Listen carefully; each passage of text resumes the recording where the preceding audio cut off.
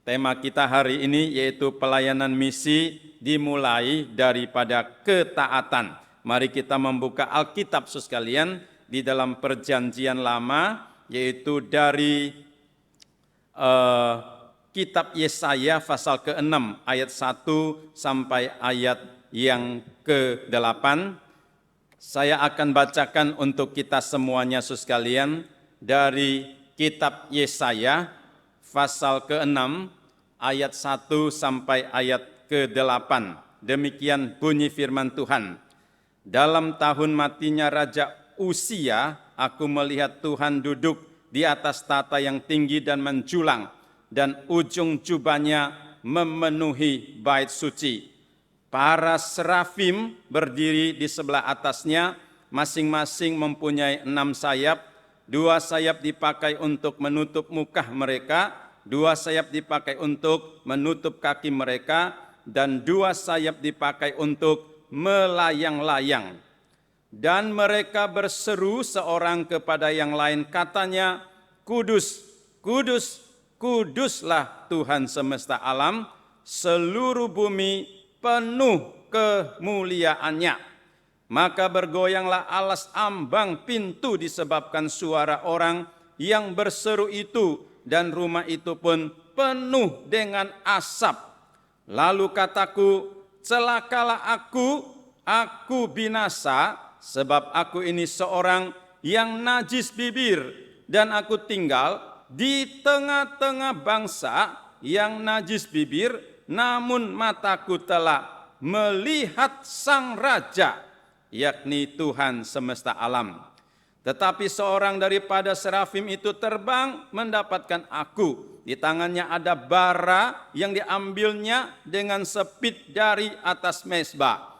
Ia menyentuhkannya kepada mulutku serta berkata, lihat, ini telah menyentuh bibirmu, maka kesalahanmu telah dihapus dan dosamu telah diampuni. Ayat 8.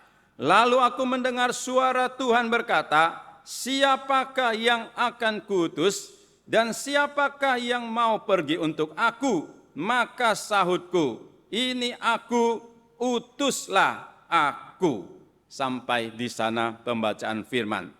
Saudara sekalian, pertama-tama saya ingin mengajak saudara perhatikan tentang perjalanan pelayanan dari seorang hamba Tuhan yang namanya Yesaya. Masa pelayanannya itu di tahun 740 sebelum Masehi, sebelum Yesus lahir di Bethlehem, sampai 690 yaitu sebelum Masehi juga. Jadi kurun waktu Yesaya melayani Tuhan itu kurang lebih 50 tahun, ya. Itu satu masa waktu yang tidak singkat dan tidak gampang. Di dalam zaman pemerintahan raja dari Uzia, Yotam, Ahaz, dan Hizkia sekalian, dan dalam kurung saya mengatakan kalau di Indonesia ini sekalian, mulai dari zaman Soekarno, Soeharto, Habibie, dan juga Gus Dur sekalian, satu masa yang panjang. Hasil karyanya sekalian yaitu satu kitab Yesaya dengan 66 pasal yang sangat panjang sekalian, adalah terpanjang kedua setelah Mazmur yang mempunyai 150 pasal. Yesaya menulis 66 pasal dengan berita, penghiburan, teguran, bimbingan dari Tuhan yang luar biasa banyak kepada orang-orang Israel. Saudara sekalian, berita khusus daripada Yesaya yang disebut dengan nubuatan mesianik. Artinya sebelum Yesus lahir, bahwa Yesaya itu banyak berbicara tentang kelahiran dan kedatangan Tuhan. Ya, Yesaya 7:14 berbicara kelahiran Yesus sekalian dari seorang anak perempuan darah sekalian, dan itu digenapi di Injil Matius. Demikian juga pribadi daripada Yesus sekalian, penasihat yang ajaib, Allah yang perkasa, Bapa yang kekal, Raja damai sekalian. Sebelum Yesus lahir, Yesaya sudah melihat pribadi Yesus sebagai penasihat yang ajaib, Allah yang perkasa, Bapa kekal, dan Raja damai. Bahkan dia melukiskan penderitaan kematian Yesus yang luar biasa jelas dan menyedihkan. Dia dipukul, disiksa oleh orang, dihindari, orang menutup mata, tidak memandang dia karena hinanya hamba Tuhan itu. Di dalam pasal 5253. Dan semua itu digenapkan Yesus di atas kayu salib waktu dia mencurahkan darahnya untuk penebusan kita.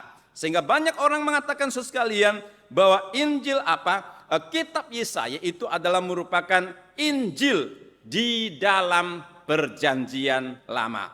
Sekalian pengajaran utama dari nabi yang disebut Yesaya, dia mengajarkan supaya umat Tuhan tetap bersandar pada Tuhan sekalipun di masa-masa yang paling sulit, paling bahaya, paling sukar, harus tetap bersandar kepada Tuhan. Tuhan adalah yang berkuasa di atas langit, di bumi selama-lamanya. Dia bertata di dalam kebesarannya. Tuhan itu kudus, dia hadir di dalam semua aspek hidup manusia. Itu adalah tekanan pengajaran yang sangat penting daripada kitab Yesaya dan pengajaran pemikiran dari Yesaya. Sekalian akhir hidup daripada Yesaya, setia melayani Tuhan sampai akhir. Ya, orang bilang finishing well, menyelesaikan seluruh pelayanan sampai bertemu Tuhan. Di dalam Ibrani 11:30 dikatakan sekalian, banyak hamba-hamba Tuhan menderita untuk Tuhan, mati syahid, dan ada yang digergaji tubuhnya karena dia membela Tuhan, memberitakan Injil Tuhan. Dan sebagian penafsir mengatakan ini ditujukan kepada Yesaya yang rela mati syahid bagi Tuhan. Hidupnya dipersembahkan untuk Tuhan. Satu poin penting sekalian. Yesaya bisa melayani dalam jangka yang panjang. Yesaya bisa mempunyai kualitas hidup pelayanan yang luar biasa. Dampak pengaruh yang luar biasa, konsisten. Baik di politik, di hidup sosial sekalian. Dampak dari pelayanan Yesaya itu sangat luar biasa. Dan berita-berita yang disampaikan masih relevan sampai hari ini. Dia seorang hamba Tuhan yang dipakai luar biasa. Dan salah satu faktor mengapa Yesaya bisa lama melayani dengan kualitas iman, kualitas hidup, pelayanan yang luar biasa. Karena dia pernah berjumpa dengan Tuhan. Yang kita baca tadi di dalam Yesaya pasal yang ke-6. Merupakan satu momentum hidup di dalam Yesaya sangat-sangat penting yang menjadi kunci faktor dia bisa melayani dengan kuat, konsisten, seterusnya sekalian karena ada perjumpaannya dengan Tuhan. Apa saja yang terjadi sekalian di dalam perjumpaannya dengan Tuhan. Pertama sekalian, membuat Yesaya mengenal pribadi Tuhan dengan lebih mendalam lagi. Ayat yang pertama dikatakan, dalam tahun matinya Raja Uzia, aku melihat Tuhan duduk di atas tahta yang tinggi dan menjulang, dan ujung jubahnya itu memenuhi seluruh bait Allah. Siapakah itu Raja Uzia sekalian? Dia adalah raja dari kerajaan Yehuda atau selatan. Memerintah 52 tahun lamanya Uzia. Alkitab mengatakan dia melakukan apa yang benar di mata Tuhan. Dia mencari wajah Tuhan dan dia adalah raja dan pemerintahannya itu diberkati Tuhan. Pada masa pemerintahan Raja Uzia, negara Yehuda menjadi kuat, militernya juga kuat, menaklukkan bangsa-bangsa, raja-raja di sekelilingnya. Dia adalah seorang pembangun yang kuat, dia adalah seorang perencana yang baik dan rencana, dan dia adalah seorang jenderal yang luar biasa. Sekalian, inilah Uzia. salah satu raja besar di zaman pemerintahan kerajaan Yehuda. Tetapi dia hanya bisa bertahan 52 tahun. Sekalipun dia jaya, dia benar, dia baik, tetapi pemerintahannya hanya berusia 52 tahun. Dan pada waktu matinya dia, Alkitab mengatakan Yesaya melihat Tuhan tetap duduk di atas tahta. Tuhan tetap berkuasa, Tuhan tetap memerintah. Walaupun raja usia mati, raja-raja sebelumnya sudah tidak ada, tetapi Tuhan tetap bertata berkuasa. Jadi Yesaya membandingkan antara pemerintahan Tuhan yang kuat kekal dengan pemerintahan manusia yang hanya sementara adanya. Waktu Alkitab mengatakan Tuhan sedang berada di tatanya itu, sekalian, menunjukkan Tuhan itu berkuasa atas alam semesta ini. Berkuasa atas langit dan bumi. Tuhan memerintah hati raja-raja. Tuhan menguasai umat manusia di dalam dunia ini. Dia adalah hakim yang agung. Dia akan menghakimi semua manusia, raja, pemerintahan yang ada di dunia ini. Termasuk juga negara dan bangsa kita ini. Semua kita sekalian harus memberikan pertanggungjawaban hidup di hadapannya, karena dia hakim bertata berkuasa selama-lamanya. Di dalam seluruh Alkitab ada 35 kali muncul Tuhan bertata di atas tahta kerajaannya. Saudara sekalian, inilah satu pemahaman Yesaya tentang Tuhan yang besar, berkuasa, memerintah. Tetapi tidak hanya di situ saja sekalian. Dia juga melihat Tuhan itu adalah Tuhan yang kudus. Saudara kalau perhatikan sekalian, ayat 2 sampai ke 4 dikatakan para serafim itu ada di sekitar tahta Allah. Dan kemudian mereka mempunyai 6 sayap. Ya, 2 sayap dipakai menutup mukanya. Kenapa harus tutup muka, sekalian? Karena mereka tidak layak dan tidak bisa melihat Tuhan yang kudus. Kalau kita melihat perjanjian lama Keluaran 33 ayat 20, dikatakan semua orang yang melihat wajah kemuliaan Tuhan akan mati di hadapan Tuhan. Kudus, mulia Tuhan. Mereka harus menutup mukanya, matanya. 2 lagi sekalian, menutup kaki. Nah, penafsir mengatakan kaki itu kotor sekalian. Artinya hidup kita ada kejahatan, kotor di hadapan Tuhan, harus dibersihkan di mata Tuhan. Dan 2 lagi sayap dipakai untuk melayang-layang, terbang, dan mereka menyerukan. Ayat yang ketiga, kudus, kudus, kuduslah Tuhan semesta alam.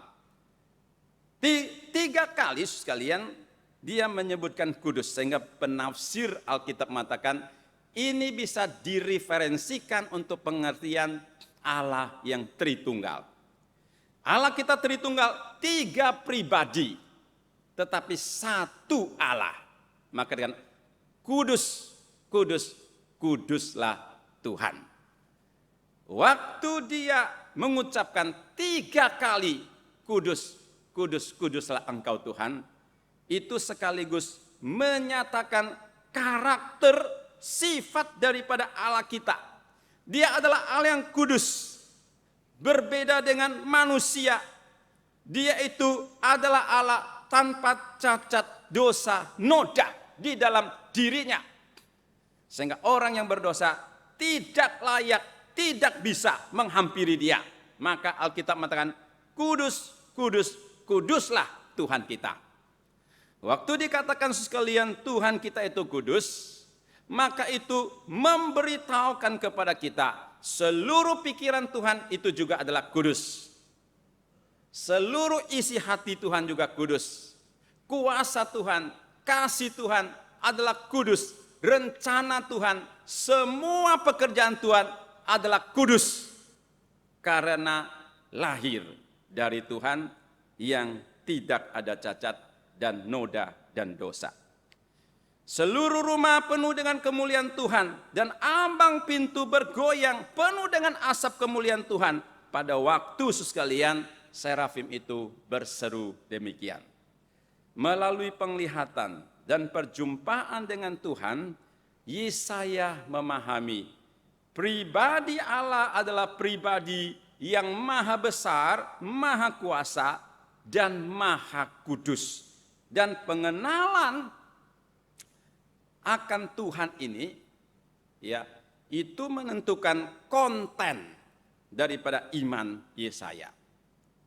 Artinya iman Yesaya mempunyai konten, mempunyai dasar isi yang sangat teguh karena dibangun, didirikan di atas satu pengenalan, pemahaman kepada Tuhan yang maha besar, maha kuasa. Menentukan konten iman sekalian.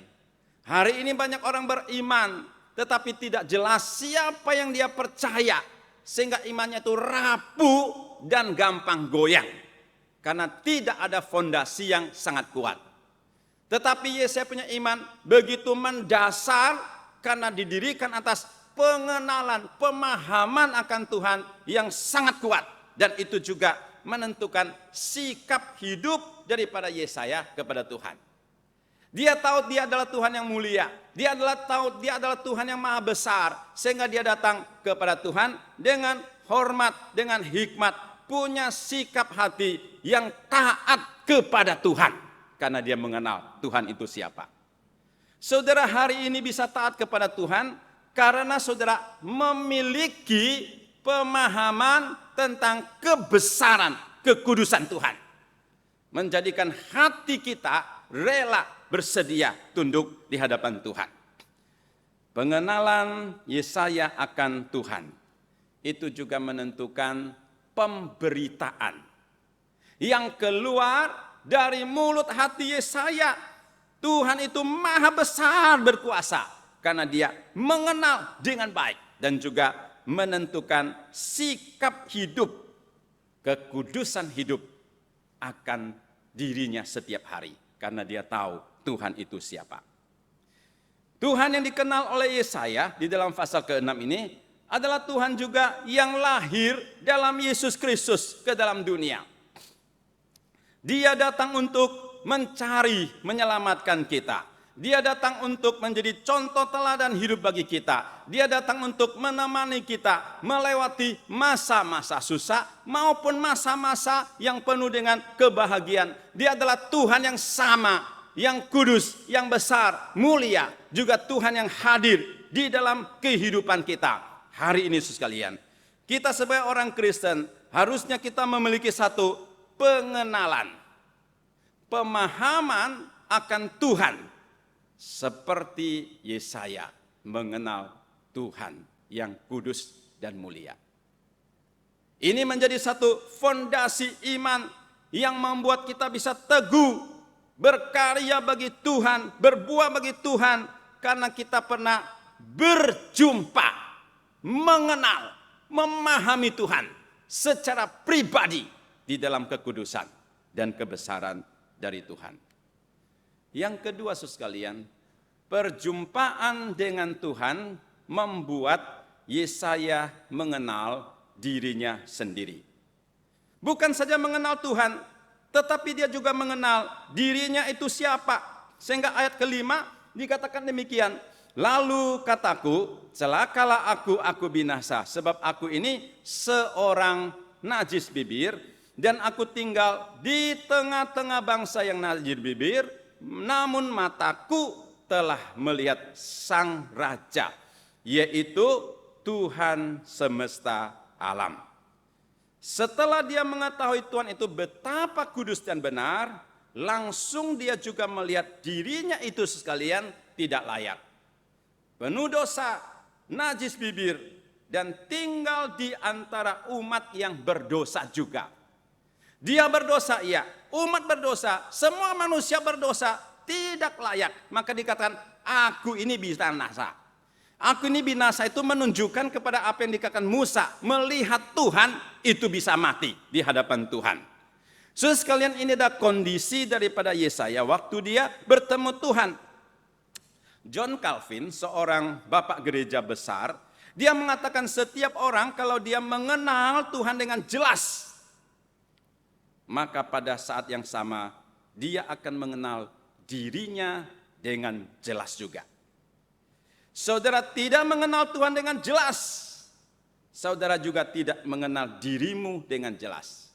Saudara mengenal Tuhan itu begitu kudus, besar, maka kita akan melihat sesungguhnya kita ini kecil dan penuh dengan cacat dan dosa.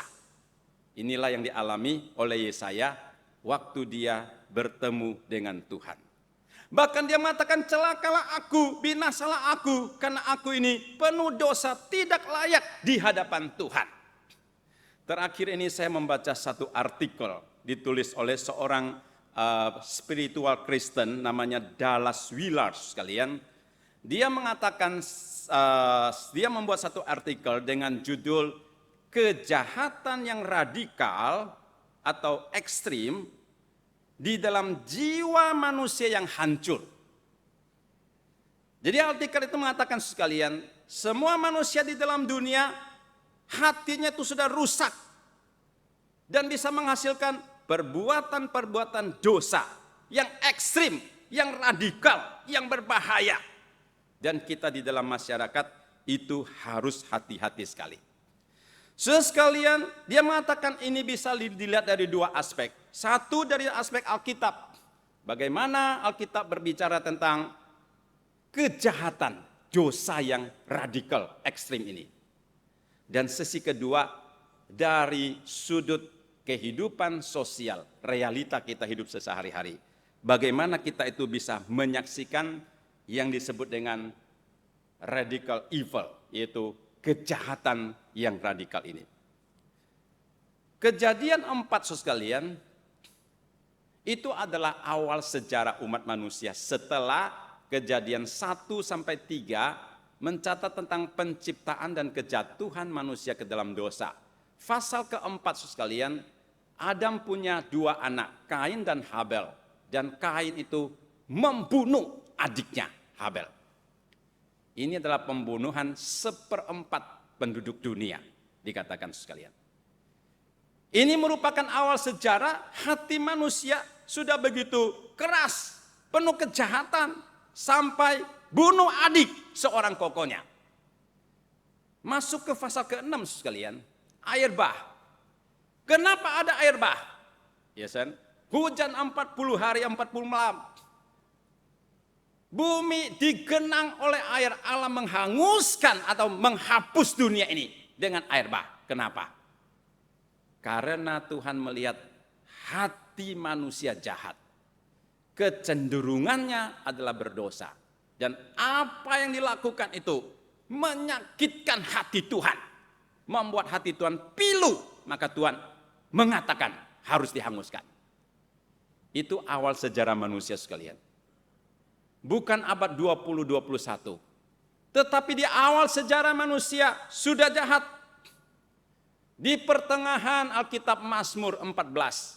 Zamannya Raja Daud. Daud mengatakan hati orang bebal berkata tidak ada Tuhan. Banyak umat manusia di dalam kehidupan masyarakat tidak mengaku kehadiran Tuhan.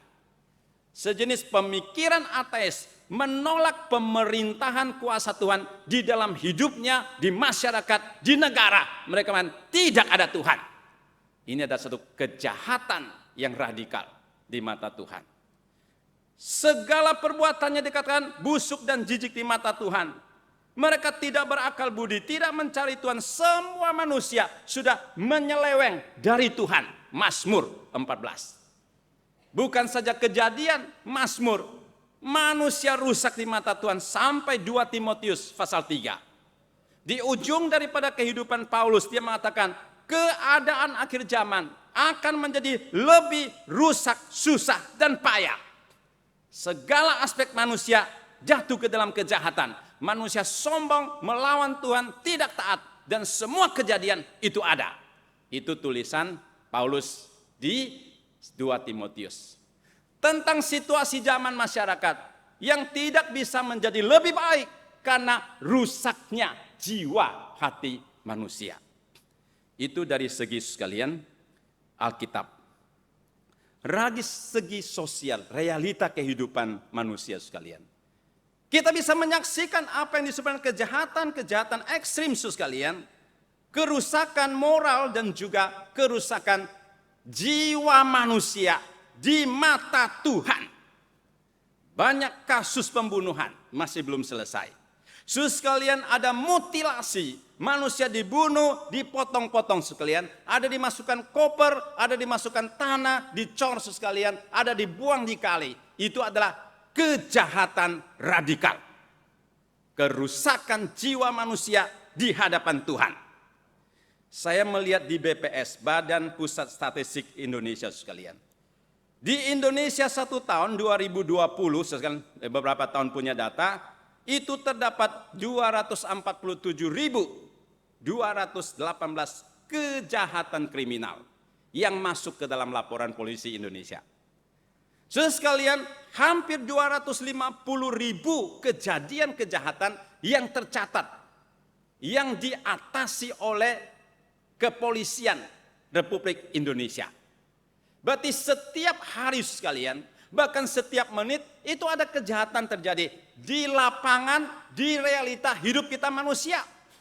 Kalau kita mau melihat catatan-catatan laporan sejarah, saudara sekalian, setiap hari ada berbagai kriminal yang terjadi. Itu namanya kerusakan yang ekstrim di dalam hati manusia.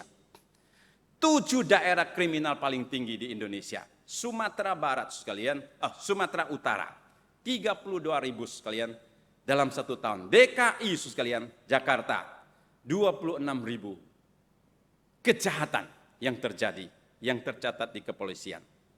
Sekarang apa kejahatan mereka? Termasuk pembunuhan, penganiayaan berat, pencurian berat, penodongan, perampasan, perampokan, pencurian, kemudian apa lagi sekalian? Perjudian, pemerasan, pemerkosaan, narkoba sekalian. Ini adalah rangkaian kejahatan yang bisa kita lihat setiap hari dalam kehidupan dunia realita kita. Belum lagi masalah perang sekalian di Palestina misalkan, berbagai belahan dunia. Gerakan LGBT yang melawan natur yang Tuhan ciptakan untuk manusia. Inilah dunia. Seperti Yesaya melihat, kami ini berdosa, kami ini najis bibir di hadapan Tuhan. Saudara sekalian, dunia dan pengetahuannya tidak bisa menyelesaikan masalah kerusakan moral, hati, dan dosa manusia. Dunia di dalam cengkeraman yang demikian tidak ada harapan, tidak ada masa depan. Dunia tidak akan menjadi lebih baik karena rusaknya hati jiwa. Sehingga Yesus mengatakan, Tuhan, kami tidak layak, kami tidak layak. Namun di dalam kehampaan hidup itu sekalian, kita bersyukur. Perjumpaan dengan Tuhan itu membawa Yesaya mengalami penebusan dan pengampunan daripada Tuhan. Ayat ke-6 dan ke-7 berkata sekalian, tetapi seorang daripada serafim itu terbang mendapatkan aku, Yesaya, di tangannya ada bara yang diambil dengan sepit dari atas mezbah. Dan ia menyentuhkannya kepada mulutku serta berkata, lihat, ini telah menyentuh bibirmu, maka kesalahanmu telah dihapuskan dan dosamu telah diampuni. Ini adalah berita anugerah, ini adalah kabar baik. Ini adalah berita Injil bahwa Allah datang menghapuskan, mengampuni segala dosa, kesalahan daripada sang nabi dan bahkan umat manusia. Bara dari atas mezbah. Apakah itu sekalian? Kalau saudara pernah melihat orang membakar bara, yang memasak sate apa itu juga bisa sekalian. Arang itu masih menyala oleh api, itu namanya bara sekalian. Di bawah menyentuh mulutnya sang Yesaya, dikatakan dosamu sudah diampuni. Sebenarnya apa maksudnya bara ini sekalian? Penafsir Alkitab mengatakan bara ini adalah merupakan lambang anugerah dari Tuhan. Anugerah keselamatan, anugerah pengampunan dosa, anugerah kasih dari Tuhan dilukiskan dalam bentuk bara ini. Sehingga menyucikan, mengampuni sang Yesaya dan mengampuni semua orang yang percaya kepada Tuhan. Jadi waktu manusia jatuh ke dalam dosa, di dalam roh dosa yang radikal, di dalam kerusakan jiwa yang berat, tidak ada penyelesaiannya. Tuhan yang berinisiatif. Tuhan yang datang mencari, menyelesaikan masalah kita. Itu disebut dengan Injil. Kabar keselamatan. Kabar kemenangan. Kabar dari sukacita yang dibutuhkan, yang diharapkan oleh dunia sepanjang masa. Tanpa Injil, dunia ini gelap. Tanpa Injil, manusia tidak ada solusi menyelesaikan masalah depannya. Tanpa Injil, manusia menuju kebinasaan. Tetapi karena Injil, manusia dipulihkan, diberikan jalan kehidupan, jalan baru menuju kemenangan di dalam Tuhan. Itulah kabar baik. Itulah anugerah yang Tuhan berikan kepada saudara dan saya. Dan Alkitab mengatakan kita harus memberitakan kabar sukacita yang besar bagi segala suku bangsa. Di dalam sejarah gereja orang Tionghoa sekalian, ada seorang tokoh penting namanya John Sung. Dia hidup di tahun 1901, 1944. Umurnya tidak terlalu panjang, 43 tahun. Dia adalah seorang yang sangat cerdas. Sebelum umur dia 25 tahun dia sudah dapat PhD. Jadi dapat gelar doktor, profesor sekalian. Tetapi waktu satu hari di usia 26 tahun, dia mengalami satu gejolak jiwa yang sangat besar. Dia tidak bisa tidur dengan nyenyak. Dia tidak bisa duduk dengan tenang. Karena ada beban besar, batu besar di dalam hatinya. Yaitu ada teguran-teguran dosa yang dia tidak bisa atasi, yang dia tidak bisa selesaikan. Menjadikan jiwanya gundah. Menjadikan dia itu merana. Kemudian dia berlutut di hadapan Tuhan. Dia membaca Alkitab. Tuhan, bagaimana caranya saya menyelesaikan pergumulan di dalam hati saya, Dia sekian lama berdoa, membaca Alkitab. Kemudian di dalam Lukas ke-23, dia membaca tentang salib Kristus yang sanggup menyelesaikan dosa-dosanya. Lalu dia berlutut di hadapan Tuhan. Dan berdoa, Tuhan, hanya salib-Mu yang sanggup mengangkat beban di dalam hati saya, menyelesaikan dosa-dosa yang menindih saya. Saya tidak sanggup dengan ilmu pengetahuan saya menyelesaikan ini. Dan di tengah-tengah pergumulan itu, di dalam catatannya mengatakan dia mendengar suara yang berkata, anakku, dosamu sudah diampuni. Dosamu sudah diampuni. Persis dengan ayat Yesaya ini. Dosa kesalahanmu telah diampuni. Itu menjadi satu titik terang di dalam hatinya. Membawa satu sukacita yang tidak bisa dilukiskan. Sukacita yang melebihi segala-galanya dan mengubah hati pikiran hidup John Sung. Dan dia mempersembahkan diri, dia bilang, Tuhan, saya mau memberitakan Injil-Mu. Kemudian menjadi pemberita Injil yang diurapi Tuhan luar biasa. Di tahun 30-an, 40-an dia membawa kebangunan rohani besar di daerah Tiongkok, di Taiwan, di Filipina, di Malaysia, di Indonesia, di Thailand, di Singapura. Untuk jemaat-jemaat yang berusia, yang senior sekalian. Mereka pernah bertemu dengan John Sung yang pernah datang ke Indonesia. Jakarta, Surabaya, Makassar, dan juga Cirebon. Beberapa tempat sekalian. Melihat satu kobaran hati Injil yang luar biasa dihidupkan oleh John Sung. Dan catatan itu mengatakan, orang yang hatinya dijamah oleh kuasa Injil, yang dipenuhi oleh berita Injil, juga adalah hati yang berkobar untuk memberitakan Injil itu sendiri. Saudara sekalian, sehingga di yang terakhir di dalam pertemuan antara Yesaya dengan Tuhan, dia mendapatkan satu panggilan. Dan kemudian Yesaya taat penuh, seperti Paulus juga John Sung taat penuh kepada panggilan Tuhan. Dia mengatakan, ini aku, utuslah aku Tuhan. Saudara sekalian, kenapa Yesaya bisa mengucapkan kalimat yang taat ini? Karena dia sudah mengalami apa yang disebut dengan penebusan dan pengampunan di dalam anugerah Tuhan.